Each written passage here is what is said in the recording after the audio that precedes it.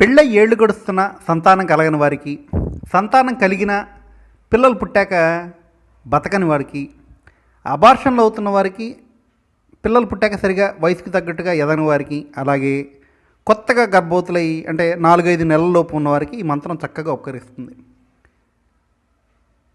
దూరీకృత్య పిశాచార్తిం జీవయత్వా అమృతం సతం యో భువత్ అభీష్టిత పాతు సన సంతాన వృద్ధికృత్. మరోసారి, దూరీకృత్య పిశాచార్తిం జీవయత్వా అమృతం సుతం యో భూవత్ అభీష్టిత పాతు సన సంతాన వృద్ధికృత్.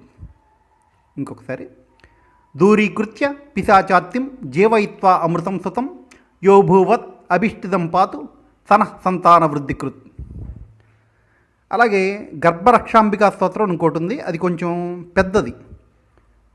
అది త్వరలో ఆ వీడియో కూడా పెడతాను.